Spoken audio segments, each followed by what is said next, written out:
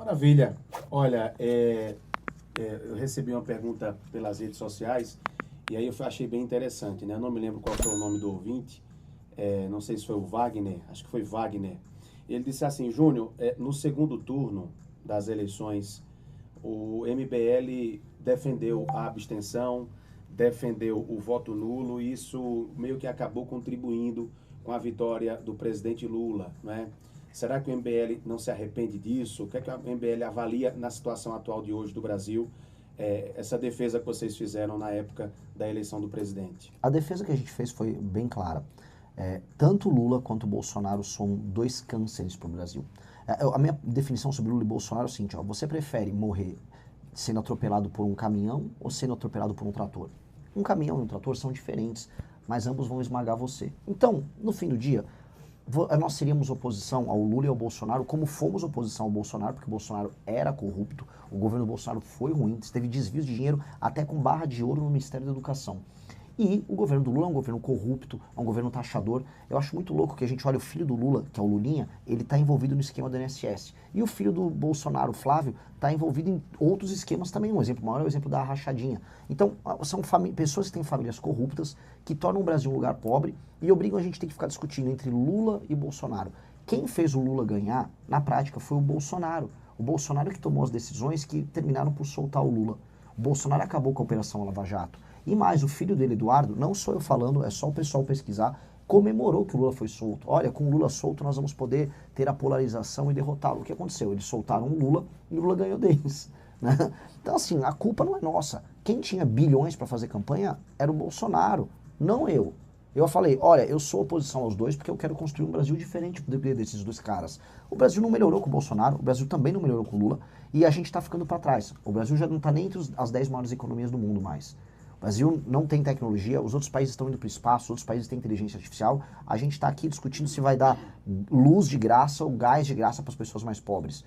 Se eu perguntar para o Flávio Bolsonaro uma proposta para o Brasil, não tem. Se eu perguntar para o Lula, ele vai falar de novo que é picanha, e ninguém está comendo picanha. Então, na prática, vamos largar esses dois idiotas e vamos pensar em fazer coisas ambiciosas. Vamos falar com Elon Musk, vamos instalar a base espacial no Brasil, vamos falar com base de lançamento espacial no Brasil, vamos trazer empresas que produzem carros elétricos no Brasil em escala, vamos ter inteligência artificial, vamos facilitar para o empreendedor ganhar dinheiro, vamos pegar o pessoal da agricultura, e aqui, por exemplo, vamos citar a região de Petrolina, produz-se muita fruta lá.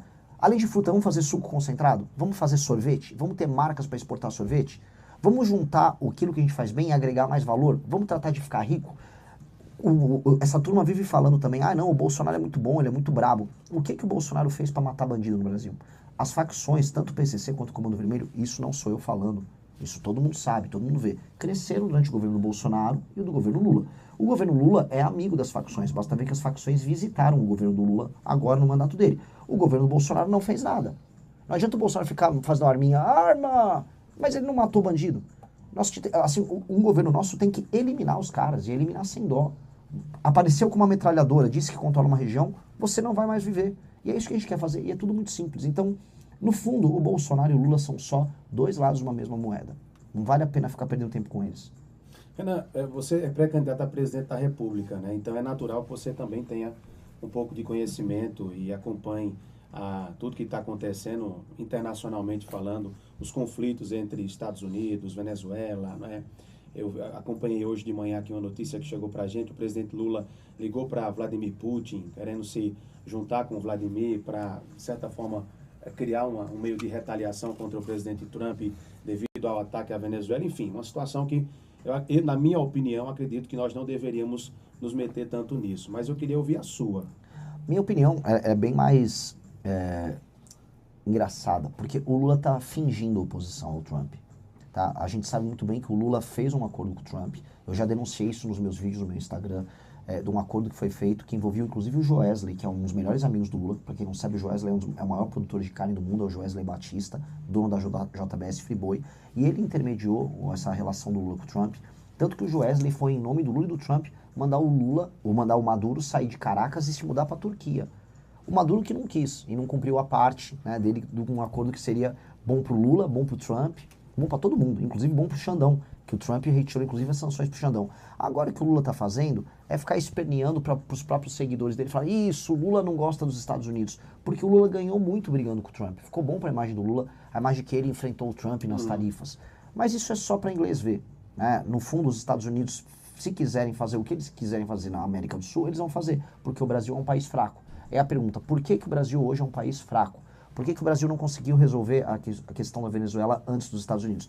E a resposta é clara, o Brasil ficou dando dinheiro para a Venezuela, o Brasil ficou apoiando os nossos próprios inimigos aqui do lado, ao invés de ser o líder agora no nosso continente. E aí quando você não é o líder da tua casa, alguém vem e é. Então o Brasil deixou de ser o homem que provê, o homem forte na América do Sul, né? O homem que cuida da própria casa, e aí veio os Estados Unidos, que são mais fortes, falou, olha, se só tem frouxo aí, eu vou mandar. E agora eles estão dando as ordens aqui, e infelizmente isso foi gerado pelo Lula e pelo PT. Não adianta o Lula fingir.